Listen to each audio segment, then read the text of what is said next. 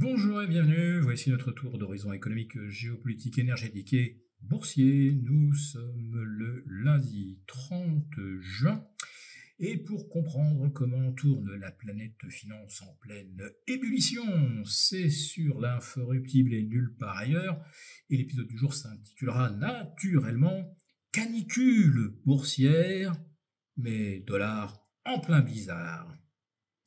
Ah, la canicule! Alors là, vraiment, on nous en fait des tonnes. Ça fait presque une semaine que nos journaux télévisés sont en boucle sur le dôme de chaleur qui va faire étouffer la France. Alors moi, je constate qu'on nous annonçait 38 pour aujourd'hui en région parisienne et on est à peine à 35. On nous annonce 40 pour demain. On verra bien. Et puis on a le droit à des reportages infantilisants sur pourquoi il faut bien s'hydrater. Ah, les personnes âgées, les fragiles qui souffrent, les bébés qui pleurent car ils ont trop chaud et ne savent pas comment se refroidir. On se demande même comment il peut y avoir des bébés en Inde, en Thaïlande, à Miami, et dans tout ce qu'on appelle les pays chauds, parce que manifestement, y vivre est absolument insupportable, voire quasiment impossible. Vivement un reportage sur ces Français qui meurent par milliers à Dubaï, où il fait 7 ou 8 degrés de plus qu'à Paris, quasiment en permanence. Je ne parle même pas de Singapour, où, pour ceux qui sont allés, en plus de la chaleur, vous avez la sensation d'humidité qui rend ça encore plus insupportable.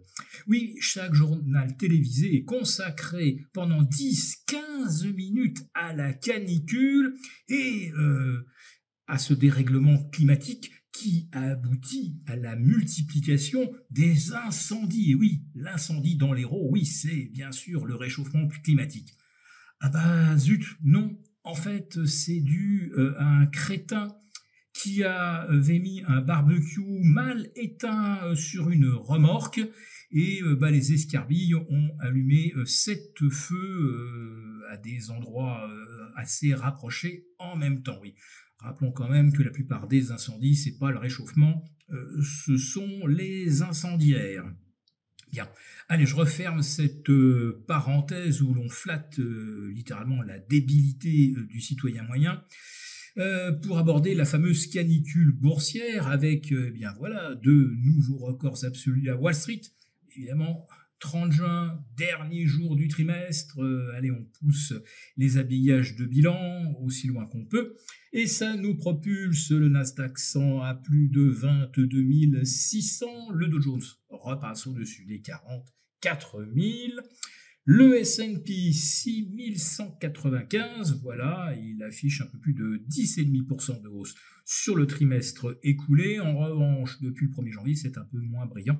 On se situe autour de 5% pour le Nasdaq 100. Alors là, oui, c'est triomphal. On est à plus de 17% de hausse au deuxième trimestre grâce à l'ultra concentration des achats sur les 8 fantastiques et le top 10.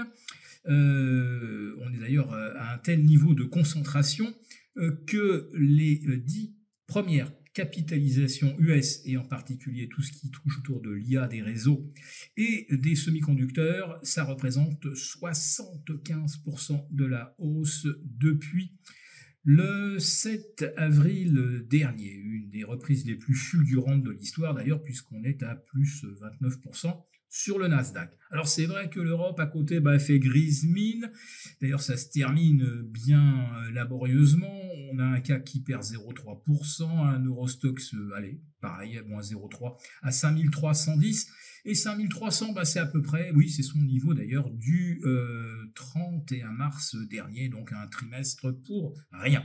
Mais attention, je vous l'ai dit, il y a le dollar dans le blizzard, autrement dit un dollar qui s'est littéralement planté face à l'euro, qui perd pratiquement 10% sur le trimestre. Autrement dit, pour un gérant américain, investir en Europe, ça a plutôt bien fonctionné. Oui, c'est du 10% sur le CAC, 10% sur l'Eurostoxx.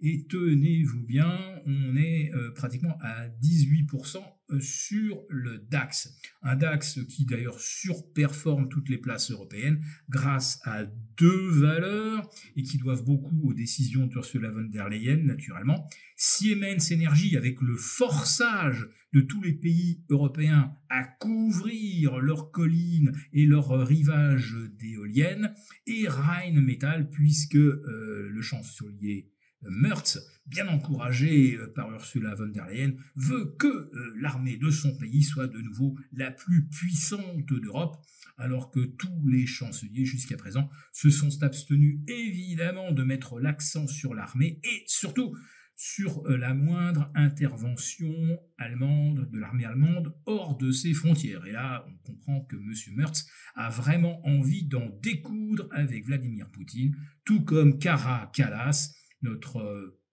ministre de la diplomatie européenne. Non, c'est pas de la diplomatie, elle passe son temps à multiplier les provocations. Quant à Ursula von der Leyen, eh bien finalement, ça continue comme toujours, c'est elle qui décide.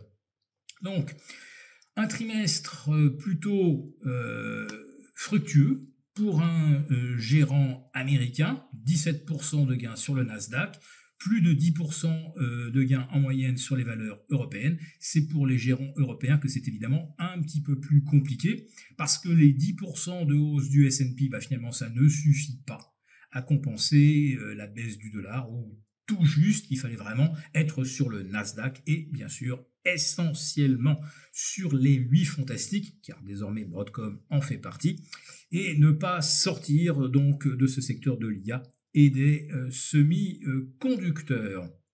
Alors, qu'est-ce qui provoque cette chute du dollar ?